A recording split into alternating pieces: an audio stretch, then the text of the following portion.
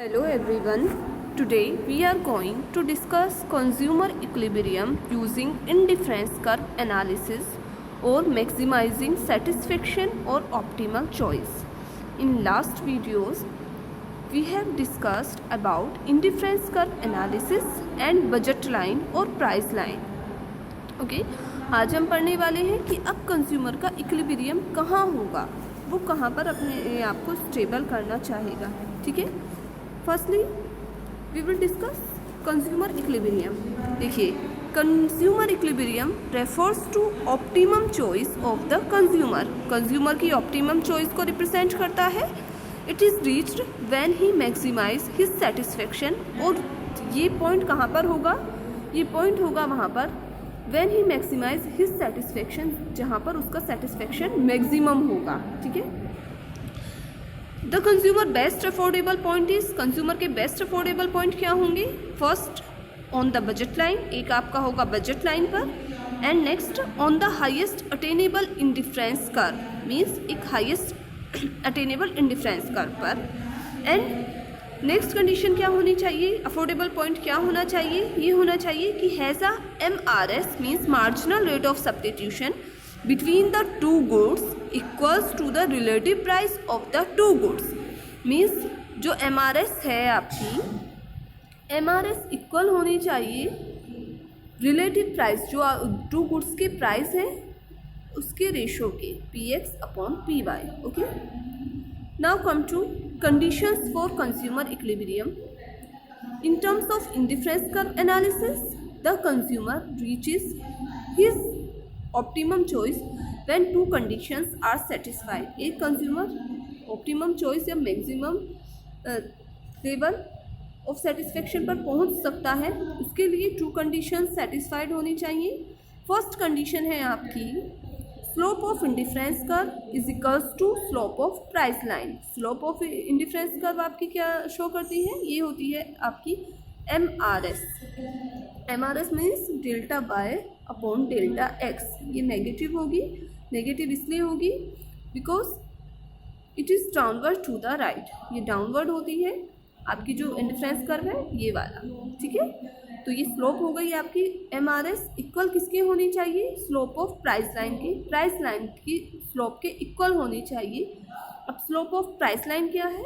ये आपका बताता है it is a ratio of two goods, PX/PY. Okay. First condition ये है. नेक्स्ट कंडीशन क्या होगी? IC is convex at the point of equilibrium. Means जो पॉइंट ऑफ इक्विलिब्रियम होगा उस पर IC कॉन्वेक्स होना चाहिए, नोट अ कॉनकेव. मीन्स ये आपका है प्राइस लाइन और ये है आपका IC. तो ये आपका इक्विलिब्रियम पॉइंट होगा. ठीक है. ये इस पॉइंट पर हमारी दोनों कंडीशंस सेटिस्फाइड होती हैं क्योंकि MRS इक्वल है PX/PY की. एंड IC इज कॉन्वेक्स और IC भी कॉन्वेक्स है, ये कॉनकेव नहीं है, ऐसा नहीं है. Okay.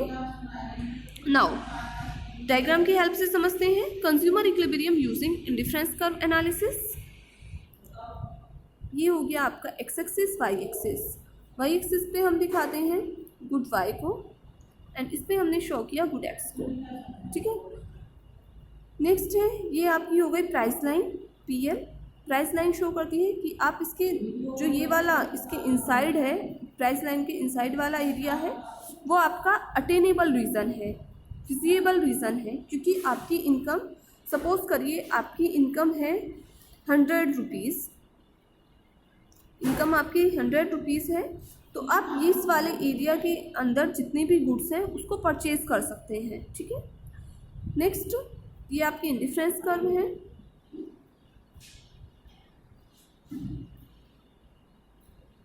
Okay. IC1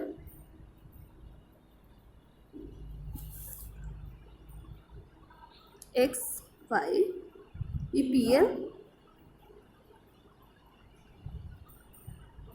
IC1, IC2 and IC3. अब बताइए कि एक कंज्यूमर, ये भी एक पॉइंट मिल गया उसको, इसको भी वो चाहेगा कि इस पॉइंट पर भी वो अपने आप को स्टैंड कर सकता है, A, B और E. ठीक है. तो अब आप मुझे ये बताइए कि बेस्ट अफोर्डेबल पॉइंट क्या होगा।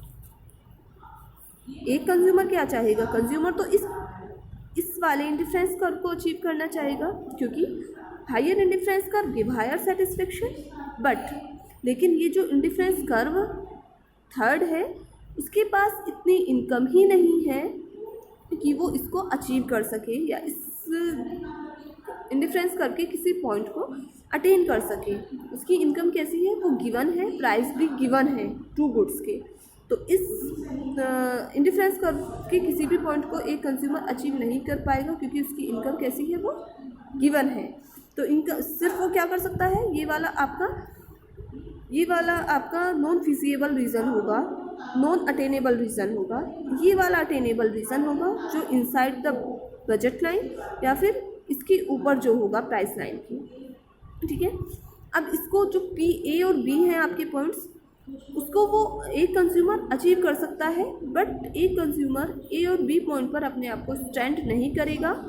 क्यों नहीं करेगा, because we know that higher indifference curve give higher satisfaction. अब हमारे पास IC2 भी है, IC2 give higher satisfaction then IC1, ठीक है। तो IC1 के कंपैरिजन में IC2 ज़्यादा सेटिस्फेक्शन देगा कंज्यूमर को, तो वो IC2 पर अपने आप को क्या करना चाहेगा, स्टैंड करना चाहेगा, लाई करना चाहेगा। तो ये आप एक कंज्यूमर का ई पॉइंट बेस्ट अफोर्डेबल पॉइंट होगा, या ई पॉइंट पर मैक्सिमम सेटिस्फेक्शन होगा एक कंज्यूमर का, ठीक है। तो ये है आपका consumer equilibrium using indifference curve analysis. Okay, इसी के साथ आपका ये चैप्टर भी कंप्लीट हो गया है। नेक्स्ट वीडियो में हम स्टार्ट करेंगे 4th chapter theory of demand. Okay, thank you.